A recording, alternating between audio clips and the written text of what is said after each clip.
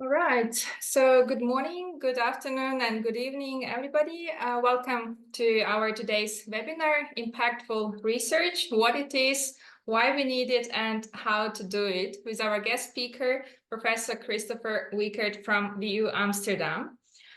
My name is Katarina Krzyżaniewska, and I'm a PhD candidate from LUT University and also co-lead at Special Interest Group Frontiers of Impact within the ISPIM innovation community. And it's a great pleasure to host this webinar. And I will say a few words first about our special interest group, then I will introduce our guest speaker, and we'll share with you also some of the upcoming events that we are planning with our special interest group, Frontiers of Impact. So ISPIM is a global innovation community of members from research, industry, consulting, and the public sector, all sharing a passion for innovation management, how to successfully create new products, processes, and services from ideas to stimulate economic growth and well-being.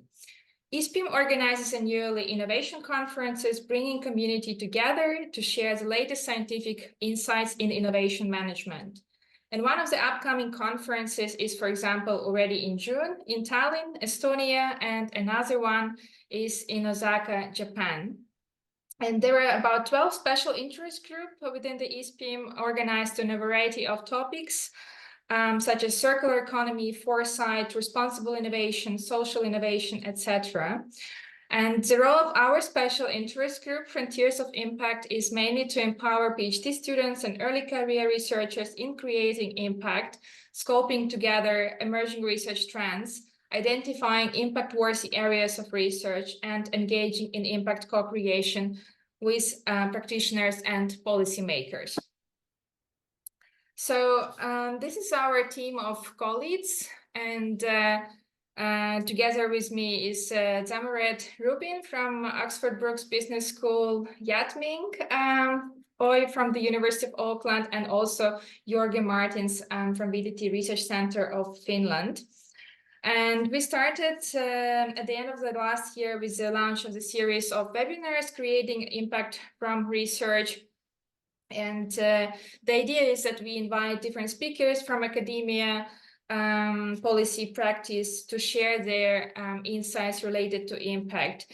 And as we are building a community, after the final one more webinar next week, there will be more activities coming soon, such as another series of webinars with industry and policy, as well as the research impact mentoring program. So feel free to participate and reach out if you would like to suggest some ideas or organize something. We also have a Slack community to stay connected and informed about the research for impact opportunities. So if you haven't joined us yet through the previous webinars, the invitation will come later today with the slides. Regarding today's session, we are thrilled to have with us Christopher Wickert, who is a full professor and chair of corporate social responsibility, as well as the director of the VU Business and Society Knowledge Hub.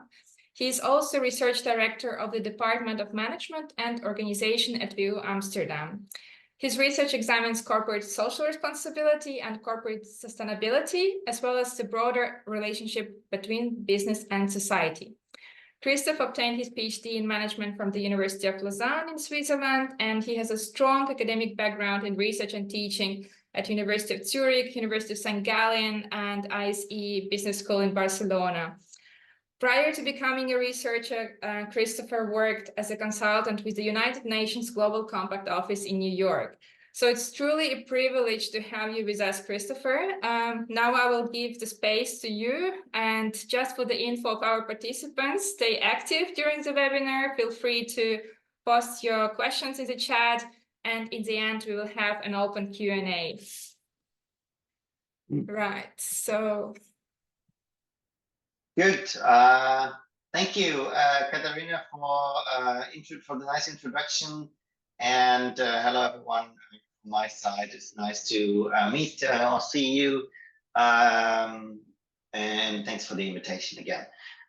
Yeah, so let's talk about impactful research, and my co-authors take on it, as I'll go through a project that we've recently published, which also to some extent represents the perspective of the Journal of Management Studies, where I'm one of the general editors at the moment.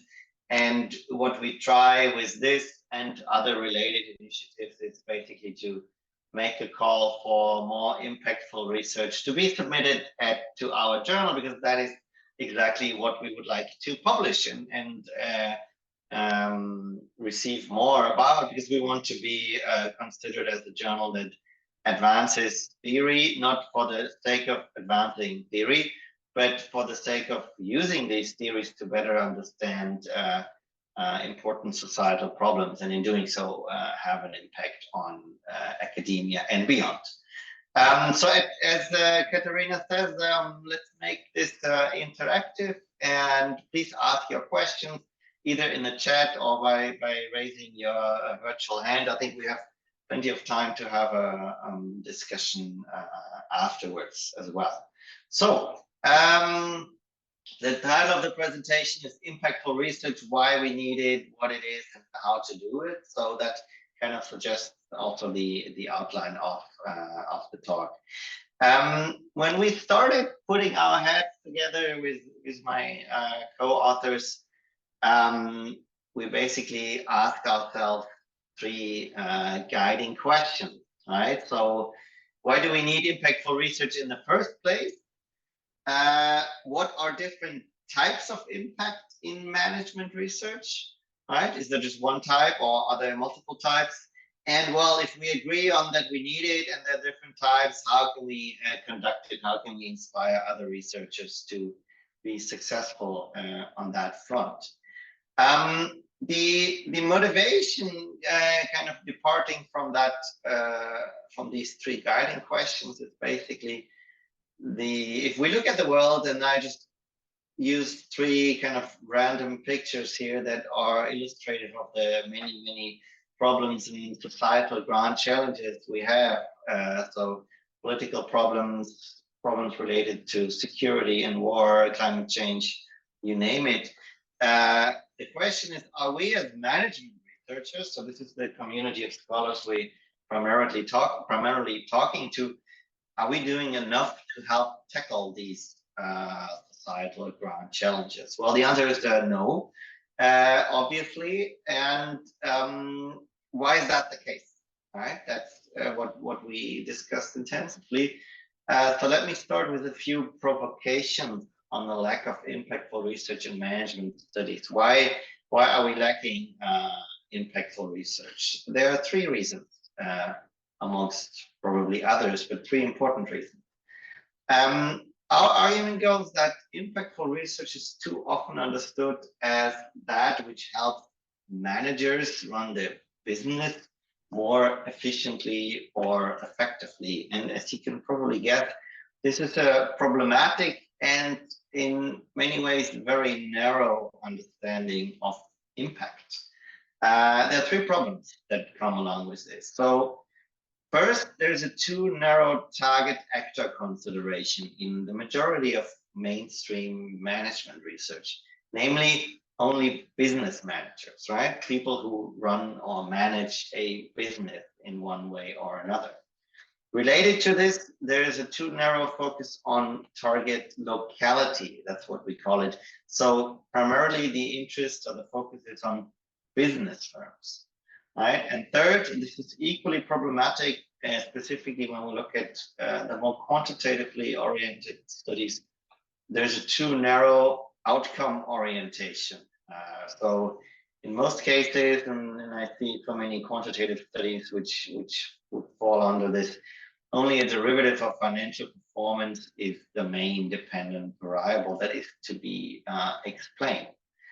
However, what we see in the real world are many things that challenge this narrow focus. So first, for instance, there's a myriad of other neglected measures of social or ecological performance. So look at the CSR literature, for example, but it probably applies to other literatures as well. Most of the attention has been spent on explaining how CSR contributes to financial performance, right? So what's in it for companies?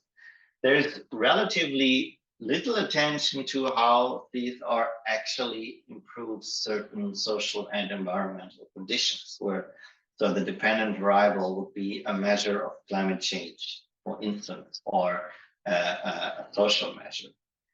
Related to this, that's kind of the other complication or provocation I mentioned before, is that, well, managers don't only exist in business contexts, they exist in many other contexts as well. And we could, but we currently don't sufficiently do, use our knowledge and what management theory can offer to more unconventional organizations, which also need to be managed effectively. So here is a picture of the Ocean Cleanup Project, a non-governmental organization. And related to the last example, when we look at specific actors and individuals, well, not only businesses need a manager, there are many other contexts, such as a refugee camp, who need a manager. Why don't we investigate these more prominently if we want to have an impact beyond the business world? So the argument we make is that we need to, because of these problems, we need to broaden our understanding of what actually constitutes impactful research, for whom it is relevant, and in which context, and which goals it may help to achieve. So what we try to do is to broaden the meaning of impact. And first of all, we start with what we think is a relatively broad definition of impactful research. That is, impactful research is that kind of research which influences through multifaceted forms and channels how organizations and individuals think, behave, or perform. So there's deliberately no mentioning of business in that definition. And then we argue that, well, we need to broaden our understanding of impact to different forms, because impact is that's what we started our discussions with the co-authors, often kind of too narrowly defined as, well, practical impact. Well, that's nice, right? That's important, practical impact. But there are different forms of impact which don't necessarily have to do so much with practice, but they are equally important. So what are these 5 forms? We say there's, well, scholarly impact. We shouldn't forget that. So that means we have an impact on the scholarly community and our understanding of theories, for example. But we argue that we should aim for deriving theoretical contributions with a purpose. Well, practical impact, we elaborate on this and how we can contribute to better doing certain things that have meaning and purpose. There's also societal impact that relates to the pictures I showed you before, where the aim is to better understand and solve important societal problems. The question is, what are these problems, and do management scholars need a bit more guidance as to what these problems could be when we look at what's currently published in mainstream management journals? There's also policy impact, right, to help create better policies. And for all of those working at a university and being involved in teaching, we should not forget the impact we have through our education.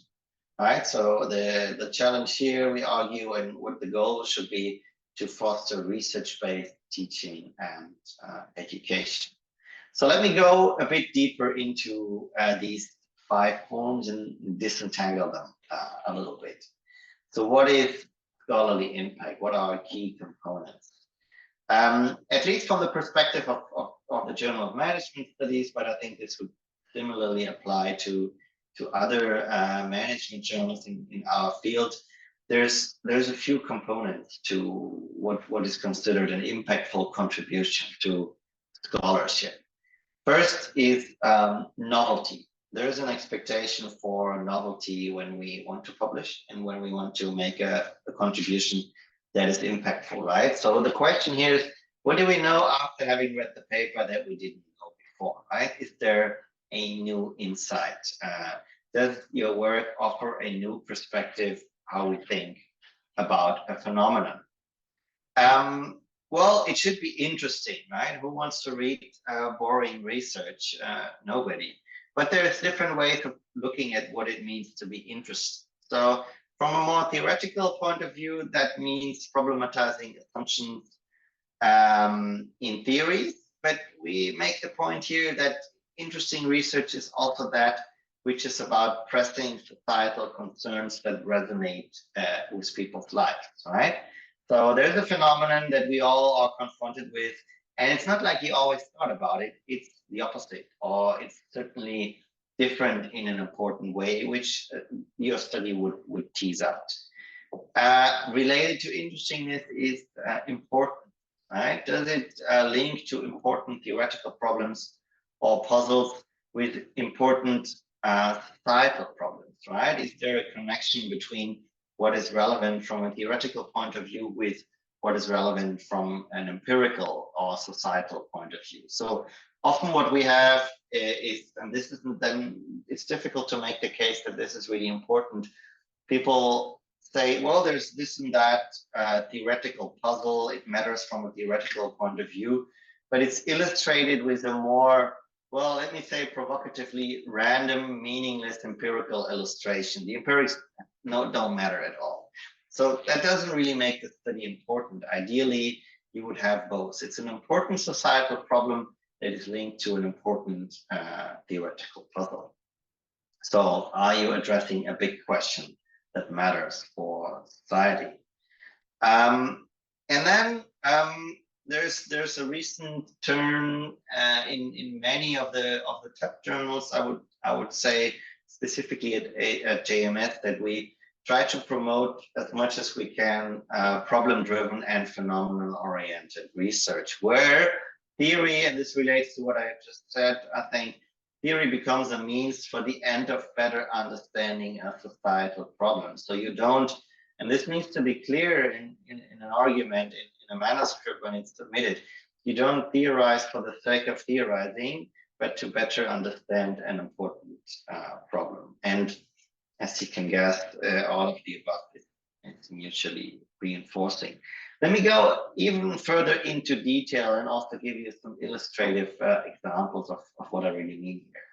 So interestingness, the first dimension. Research that is interesting breaks new ground in how we think about certain phenomena. And I will give you two examples of recently published studies in JMS. What did they do and what can you do? You can inquire into topics that present pressing societal concerns and that also have some resonance in people's private lives. For example, what could that be? There's a very nice and interesting analysis by Choudhury of displacement of Rohingya refugees in camps in Bangladesh. So it's a societal problem that most of us are confronted with in one way or another, and that affects countries across the world, basically. So what Choudhury does in the study is he tackles an urgent societal problem that affects the livelihoods of thousands, but also carries interesting theoretical implications because what he's doing in the study is challenging key assumptions in the mainstream entrepreneurship literature. In this particular case, it is that individuals have the capability to change their fate through entrepreneurial activities. And he argues that, well, depending on the context, that may not necessarily always be true. Another study which I really like is about Uber drivers, right? So that resonates with people's private lives because most of us, if not everyone, have taken an Uber at least once in their lives or a similar driving service. So Karanovich, for example, and co-authors, they research how Uber drivers engage with novel forms of organizing to oppose constraining algorithms. And here, so for instance, it's not only interesting, but it's also important, both of these studies, because they link to key societal challenges that we should overcome, right? It's not just about making firms more efficient or allowing them to make more money, so to say.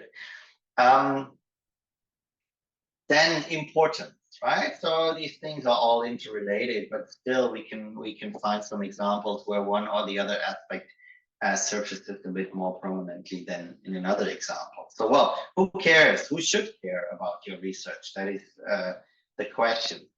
So go for disentangling important problems, right? So solving the challenge or the trick, maybe that's a better word. The trick is to solve an important theoretical problem. That means something we cannot sufficiently explain, together with addressing an important societal problem, right? Societal problem. So something that matters to a lot of people and, for example, negatively affects them in one way or another. A good example here is a study by Arslan and Tarakci from just a few years ago. They addressed the very theoretical question of how exogenous shocks affect the innovation performance of cross-sectoral partnership, because that's a problem that is currently not well understood in the literature, and there is a lack of theorizing about the why question. But they do it with an extremely interesting empirical context that is, in fact, a societal problem that matters to a lot of people. So they look at the drive to develop a vaccine in response to the Ebola outbreak in Africa. But, and they probably were just, well, lucky, I'm not sure if that's the right word, but it happened that they published a study in 2020 when we were just in the middle of the COVID-19 disaster. So the study was able to generate extremely impactful implications for development of COVID-19 vaccine at the time. Even without COVID, this would have been a very impactful study, I think, and even more so given that we had this crisis all over the world. And then lastly, my point on problem-driven and phenomenon-based research about what really matters. So I think in this community, the SDGs are well known. I don't need to explain that. I guess this is your daily bread and butter, but I don't think it is for everyone, right? So when you look at what gets published in the pages of mainstream journals, the SDGs and related issues are increasingly present, but whether that's a mainstream concept, I'm not sure. At least it's gaining traction. So there's still room to promote this as a guiding framework for research and kind of a compass or roadmap that helps us define what are actually these big societal problems and phenomena that really matter. And we argue that this should be infused in how we approach our research. So what is a very theory-driven research, for example, is I'm interested in institutional logics and how status and networks are influenced by conflicting logics or whatever. That, we argue, is boring in a way, because you would examine well, probably important theoretical problem with a meaningless empirical illustration if it's not problem-driven or phenomenon-based. So in turn, what would be a better way to approach your research? Problem phenomenon-driven research would, for example, right, there's a myriad of ways of looking at this. What accounts for increasing income inequality around the world? How do countries vary in their trajectories of inequality? And how might this be linked to organizational practices? So it's a question that management and organization scholarship can address. Here, the case is more of a macro question, which does not at all mean that kind of the more micro-oriented OB-ish scholarship would not have problem-driven and phenomenon-based research question. This is just because my background is more on the OT macro side. The point here is that what makes a study exciting rather than boring is if it starts with an empirical problem and it tries to answer it or solve and at least tackle the problem with the help of theory, right? So and I made these points about the SDGs already. So theory becomes clearly a means for the end of better understanding an important problem. So that's the next form of impact. We talked about scholarly impact, and we believe that the way it could be framed in those aspects I just discussed that could lead to very impactful contributions. And even if no manager actually would read a study, it can still be impactful if it really triggers conversations that we have as scholars, because sometimes we need a few steps to fully understand the phenomenon before we can reach out to practice, right? So making an immediate practical impact is often difficult. We first want to know really what's going on and understand the problem, and we get that through scholarly impact, and then we can turn to practice if we want to. So the question is, how can we translate and apply our findings?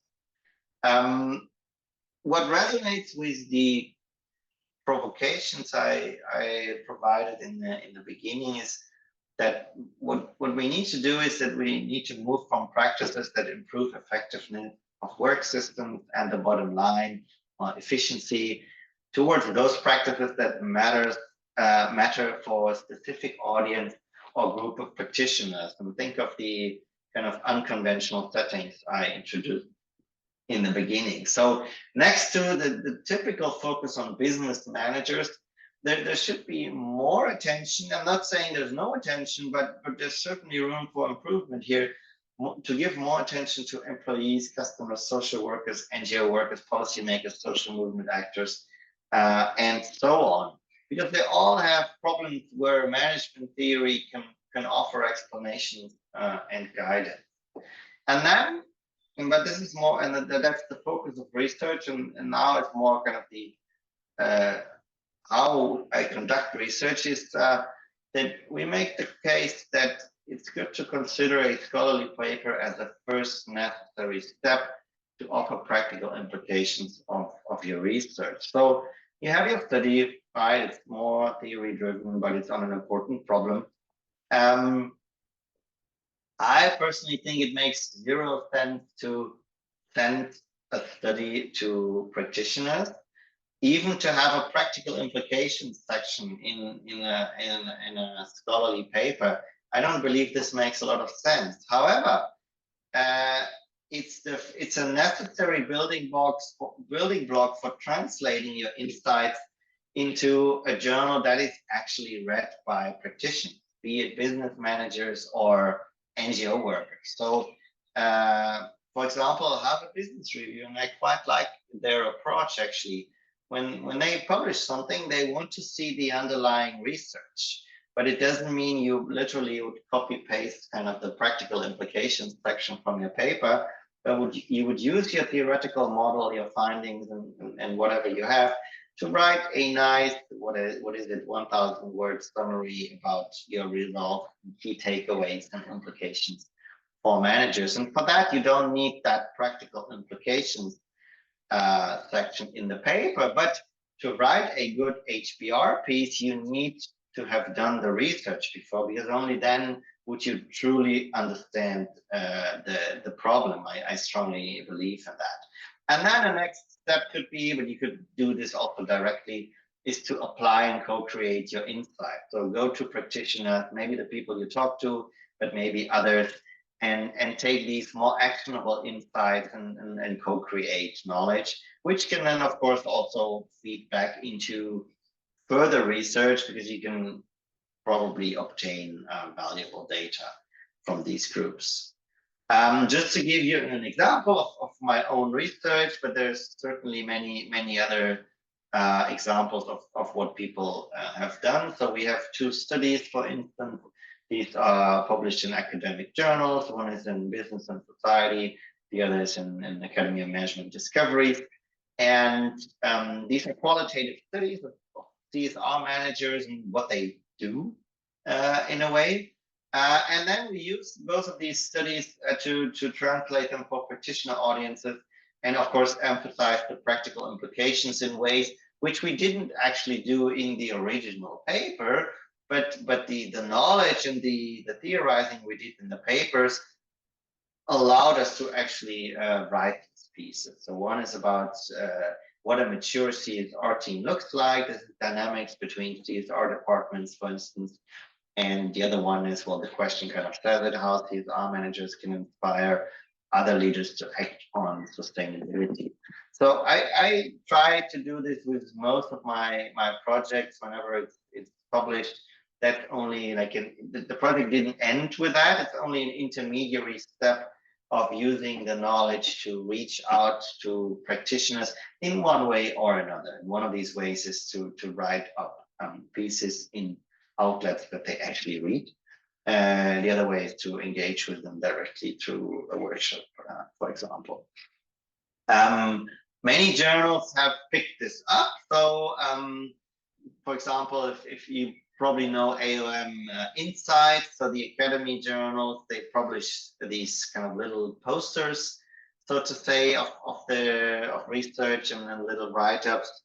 At JMS, we have some years ago launched the Management Studies Insights blog, where we basically invite every author who published a study in JMS to write a short blog about it, and well, we publish it then on our website in order to facilitate outreach to practitioners. Because again, what I said, I don't believe that most practitioners who are not knowledgeable about our theoretical vocabulary would really find reading a study appealing, but if it's condensed into a blog, that could be a way. And we do the same thing at our department at VU.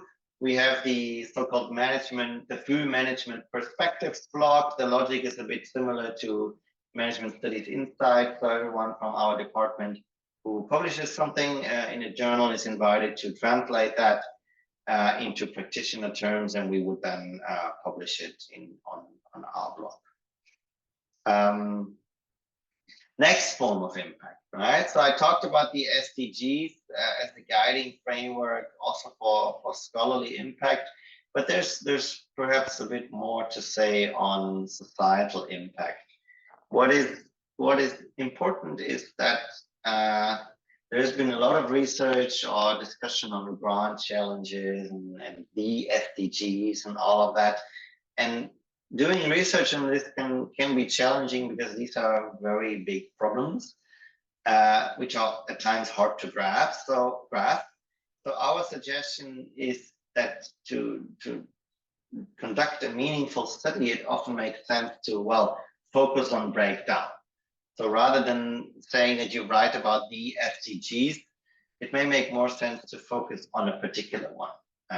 For instance, just to narrow down the problem, whether that's within the SDG framework or beyond that doesn't matter so much, but really focusing and breaking down may make a lot of sense. And while there's a recent trend and a broadening window of opportunity, so to say, to publish research with high societal impact in the regular issue of journals, at JMS, that AMJ is similar. We would certainly look at such studies. There's also a lot of newly appearing alternative formats in journals that are specifically kind of inviting for such forms of research. So to give you an example, at JMS, we just published a point-counterpoint about strategy in climate change, where the argument is that, well, how should strategic management research adapt to new realities of climate change? And in our point-counterpoint format, well, there's a point and there's a counterpoint, so a true debate of what is best here. And also, when I look at special issues, not only at JMS, but elsewhere, when I look at what gets accepted and offered as special issues, a lot of these are strongly phenomenon-driven and problem-driven. Like there's a big societal problem which we need to better understand. So here's a special issue on it. So my suggestion is to basically keep looking, keep screening the market for special issues and see whether that fits your research. Just to give you a case in point here, this is probably a very kind of hot topic at the moment, is things that are at the intersection between sustainability, digitalization, and security.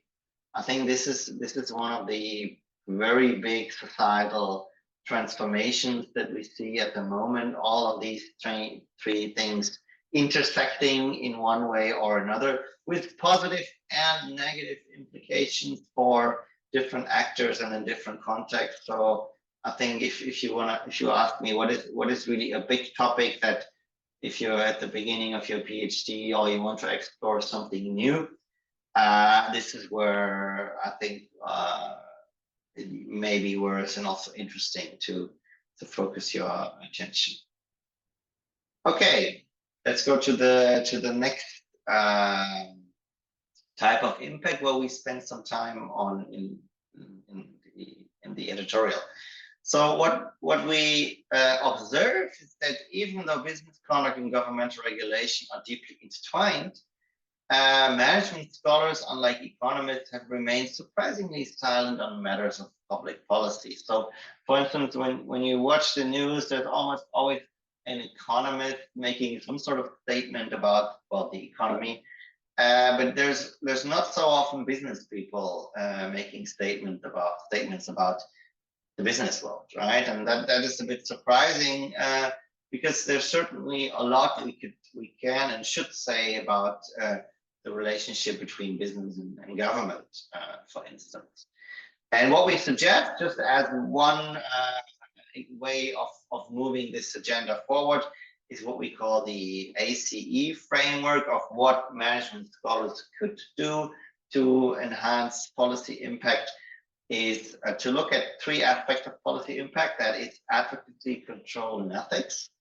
So first, we think it's important that scholars would advocate their positions and partner with activist organizations. So the indirect influence may be a better way or more effective way to team up with organizations who already have connections with policymakers, rather than doing that alone in a way. Then it's important to be clear about issues of control. So which policy instrument does your study address, such as regulation, to control thinking, behavior, performance?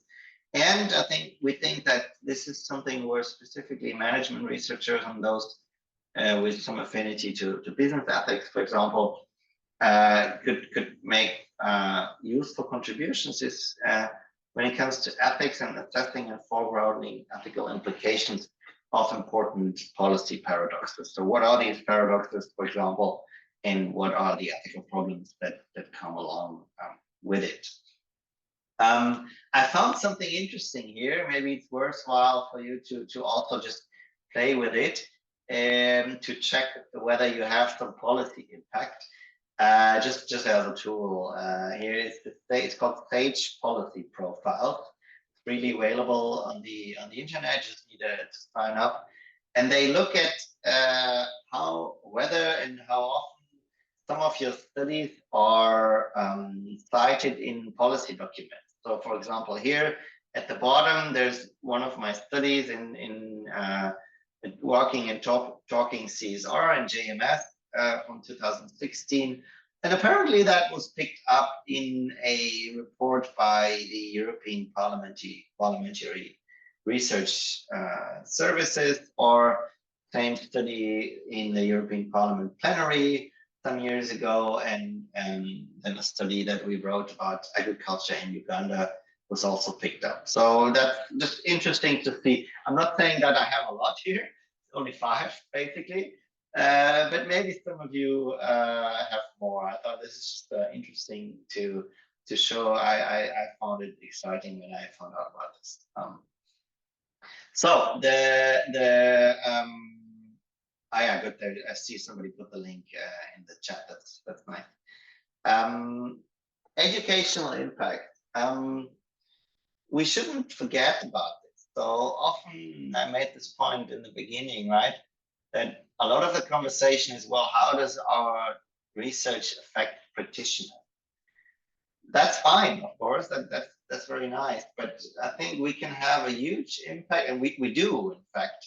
We do have a huge impact through our teaching and educational activities we do in in the classroom. But the point here is that without research, without studying important phenomena, there's nothing to talk about in the classroom. I haven't seen a good course, even at the bachelor level, where there's no research foundation. Every textbook is in a way based on research, right? It doesn't necessarily mean you use articles or papers in the classroom, but there are different forms of educational impact one can have in the classroom. So we suggest different ways to integrate research into teaching. The first and the most straightforward is probably what we call research-led teaching. That is, research is used to shape teaching material. Right? This is pretty straightforward, but we just should not forget that this is what we actually do many times. So we develop research-based case studies, or you do article-based teaching, which, at least as far as I know, is the standard practice in most of master level education. But there could also be like taking this a little bit further, the research-led teaching, to enhance that to research-oriented teaching means that we would develop research skills and techniques of students. So teach students rigorous lenses to interpret the real world. So it's not that we give them the solutions, but we look at research to give them the tools to, well, find their own solutions and to make sense in a more structured and systematic manner of what they see out there. There's also research tutor teaching. So we would actually engage students in research discussions. So they examine the state of the art of research. They do short literature reviews. So they are basically required to actually read literature and engage with it. So what I do, for example, in some of my master courses is that students have to read literature and they have to do a podcast about certain studies where they basically ask each other questions about a certain article and ask questions. So what is the impact of this research? What are practical implications? What are theoretical implications, assumptions, and so on. So they have to engage with the study quite intensively. And then this is the last bit, and I suspect that many of us are doing this already. We involve students in research to co-create knowledge. So, for example, when we have master thesis students, we require them to think of theoretical contributions or practical implications of their research, and they have to empirically study something. They have to gather data and so on. It's a mini research project. And if it's good, we try to also publish that. Or, for example, students are invited to write a blog about it if they would like to.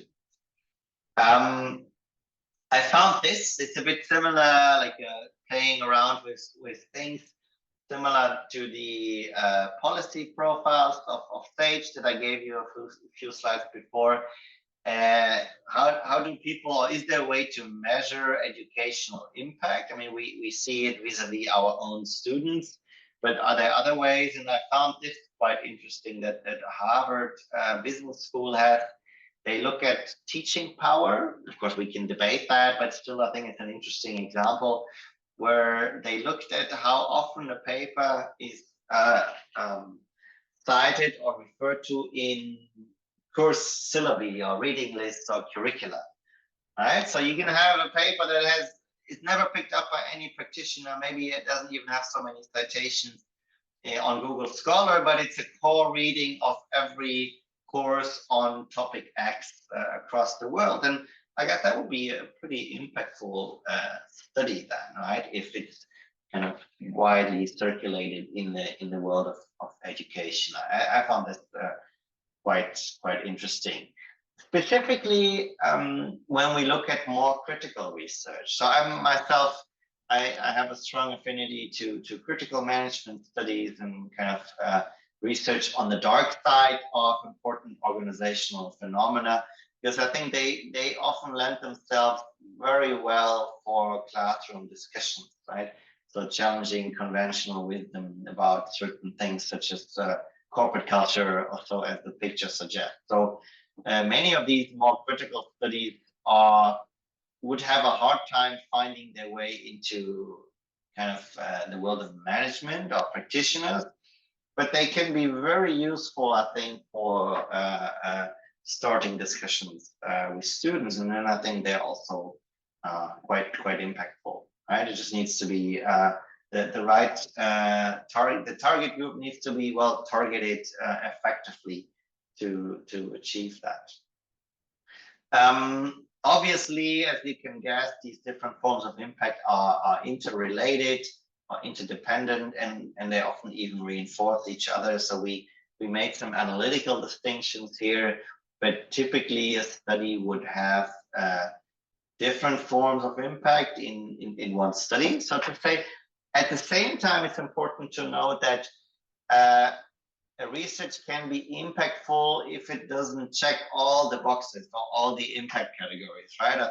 I hope this came through my talk before, that the study can be very high on, let's say, scholarly and educational impact. So I would consider this an impactful study, but then it could also be very low on practical impact. But being low on practical impact doesn't mean it's not impactful, right? So in this editorial, I give you the link on the next slide. We specify all these things. I won't go into detail here now, but you can have a look at it. So we display certain research tactics, how it could be translated, and what are potential outlets and audiences. So hopefully this is helpful for you to have a look at. And it's also available online and open access. So what I said is reflective of this editorial in Journal Management Studies, management research that makes a difference, broadening the meaning of impact, which you see here. So thank you for listening. Thank you so much, Christopher. That was really insightful.